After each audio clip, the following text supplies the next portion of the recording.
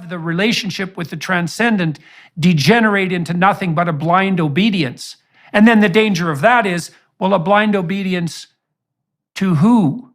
And I see this as a threat in Islam, in the more fundamentalist forms of Islam. It's like, well, you should submit to Allah. It's like, hey, fair enough. Allah as interpreted by who? Oh, totalitarian, misogynistic mullahs. How about no? I don't buy your Allah. Here's the logical conclusion of that. You're your own church. You're your own God. Assalamu alaikum guys, and welcome to another episode of Jannah. Without water, people, animals and plants die. Life simply cannot exist. That's why the Prophet ﷺ said the best charity is a drink of water, and that's why I'm raising money to bring water to Gambia. We have already created 16 boreholes with your help in remote villages, not wells that the old and the weak struggle with, boreholes that can be accessed by the turning of a tap. Donate using the link in the description. Jordan Peterson. Is he just becoming senile? Is he willfully ignorant? Or is he just getting paid really well? I would argue perhaps it's a combination of all three of these. In his latest tirade against religion, and more specifically Islam, let's take a look at the latest attempt of his to stay relevant before he withers away into nothingness. And I see this as a threat in Islam, in the more fundamentalist forms of Islam. It's like, well, you should submit to Allah. That doesn't even make any sense, because submitting to Allah is the prerequisite for every Muslim. I mean, Islam by definition means submitting one's will to Almighty God. Gotcha. So by labeling a fundamental principle as fundamentalist, you've made a sweeping statement that affects every single Muslim on this planet. Either you're so ignorant that we need to get the knowledge ambulance to take you to the academic A&E so we can inject some rationality and some common sense in there, or you're just a troubled individual looking for another pay packet. It's like, hey, fair enough. Allah as interpreted by who? There is an assumption here that everything is inherently unclear and in need of interpretation. This is false. In Islam, we have fundamental teachings in which there is no difference of opinion. Doesn't matter what sect you are, you believe there is one God. You believe that Prophet Muhammad, peace be upon him, is a messenger of God. You believe we should pray 5 times a day, give obligatory charity, pilgrimage, not to swear, not to lie, not to cheat. There is one God. There are prophets, there are angels, there are books, there's the last day of judgment. We have fundamental beliefs that do not need interpretation.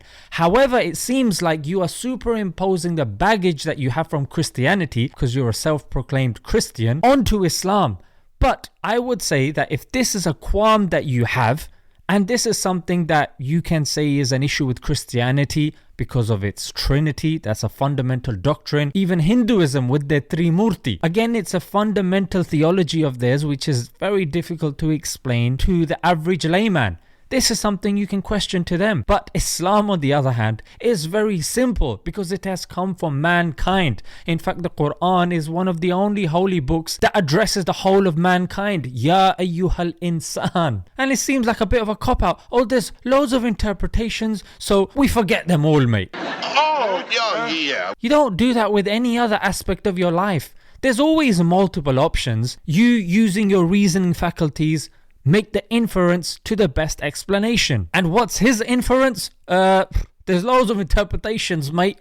So you're God. Here's the logical conclusion of that. You're your own church. You're your own God. You're the ever-living, most merciful, most kind. Oh, sorry. You seem to have dropped dead there. There you go, mate. I guess God is dead. Hashtag Friedrich Nietzsche. Oh, totalitarian, misogynistic mullahs. And I love the fact that he has to resort to his script just so he doesn't make a mistake in the nonsense that's prepared by his handlers. And Jordan Peterson seems to be the embodiment of the saying, don't be so open-minded that your brain falls out. How about no? I don't buy your Allah. How about it's your choice and we're not forcing you? And being a Christian, you should know Aramaic is a language of Jesus. Oh yes, indeed. Open up the Aramaic Bible, type in God, and lo and behold, you will see it in Aramaic as Allah. So yes, You don't buy our Allah, you've already bought it, mate.